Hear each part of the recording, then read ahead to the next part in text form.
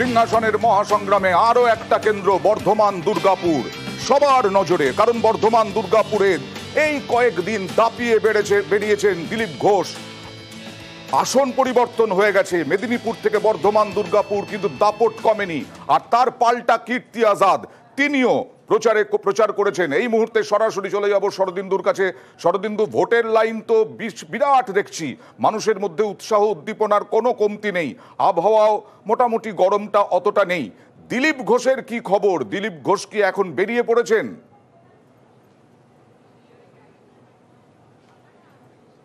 দেখো অয়নদা, দিলীপ ঘোষ ইতিমধ্যেই বেরিয়ে পড়েছেন। 7:30টার সময় তিনি বেরিয়েছেন এবং বিভিন্ন বুথে তিনি ঘুরছেন। পাশাপাশি তোমাকে বলার যে বেশ কয়েকটি জায়গায় ইভিএম খারাপ হওয়ার জন্য ভোটের বিঘ্ন ঘটেছে ভোট গ্রহণে। তাছাড়া এখনো পর্যন্ত কিন্তু শান্তিপূর্ণভাবেই ভোট গ্রহণ হচ্ছে। আমরা এখন রয়েছি বর্ধমানের মিউনিসিপ্যাল হাই স্কুলের, এখানে 6টি বুথ রয়েছে এবং 137 নম্বর বুথ। এই বুথে ইভিএম খারাপ থাকায় 40 মিনিট প্রায় ভোট গ্রহণ বন্ধ ছিল। তারপর ইভিএম পরিবর্তন করে আবার ভোট গ্রহণ শুরু হয়েছে। তোমাকে দেখানোর চেষ্টা করব যে একটা দীর্ঘ লাইন দেখা যাচ্ছে, অনেকক্ষণ থেকেই তো দাঁড়িয়ে আছেন। কি সমস্যা হয়েছিল? মেশিনের সমস্যা।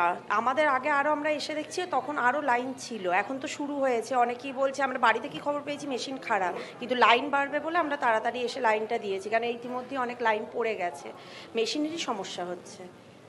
অয়নদা, বুঝতেই পারছো মেশিনের সমস্যার কারণে এই বুথে ভোট গ্রহণ বন্ধ ছিল 40 মিনিট।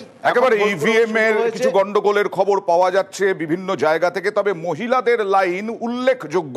আমরা এর আগে দেখিয়েছি যে মহিলারা অনেক পরিমাণে ভোট দিচ্ছেন, পুরুষদের থেকে ভোটের হার মহিলাদের ক্ষেত্রে বেশি। সেই মহিলা ভোটই টার্গেট হচ্ছে সব দলের। দিলীপ ঘোষ অভিযোগ করলেন শাসক দলের বিরুদ্ধে এ রাজ্যের। দেখুন, পশ্চিমবাংলাতে সরকারি দল সবসময় ভোটকে প্রভাবিত করার চেষ্টা করে। আজকেও টিএমসির লোকেরা এবং কিছু প্রিসাইডিং অফিসার আমাদের বুথ এজেন্টকে ঢুকতে দিচ্ছে না বা কয়েকজনকে জোর করে বার করে দিচ্ছে। পাশের বুথের ভোটার কেন এজেন্ট হয়েছে তার জন্য ঢুকতে দিচ্ছে না প্রিসাইডিং অফিসার, এটা বলতে পারে না। লোকসভার যে কোনো জায়গা থেকে সে এসে এজেন্ট হতে পারে।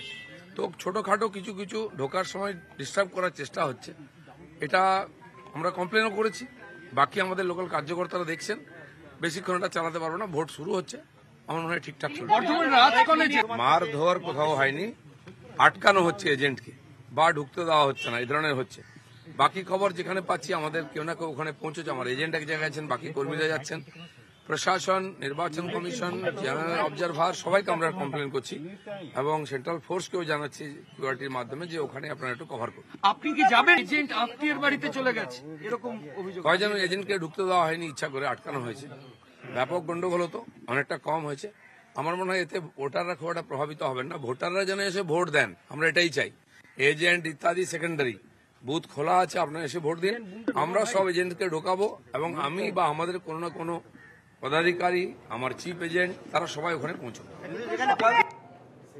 আর এই মুহূর্তে আমার সঙ্গে এসে উপস্থিত হয়েছেন কংগ্রেস মুখপাত্র সুমন রায়চৌধুরী। আমি রিজু দত্তর কাছে যাব। বারবার অধীর চৌধুরীও একই অভিযোগ করলেন, দিলীপ ঘোষও একই অভিযোগ করলেন। হ্যাঁ, মারধর হয়নি, কিন্তু কোথাও কি কনফিডেন্সের অভাব? কেন এগুলো করতে হচ্ছে? আমাদের তো কিছু করারই দরকার নেই। আমার কথা হচ্ছে, যারা সকালবেলা ভোরবেলা ভোট শুরু হওয়ার আগের থেকে অজুহাত দেওয়া শুরু করে, ন্যাকা কান্না শুরু করে, বলে না মর্নিং শোজ দ্য ডে, তাতেই বোঝা যাচ্ছে আগামী কি ভোট হবে।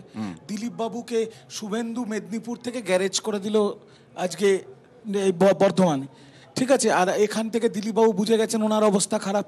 আর অধীর বাবুর ব্যাপারটা হচ্ছে, অধীর বাবু 5 বারের সাংসদ বহরমপুর থেকে, তিনি এবার আর জিতছেন না। রাজনৈতিক মহল বলছে তোমরা নাকি মানে যে যেন তেন প্রকারে অধীর চৌধুরীকে হারাতে চাও।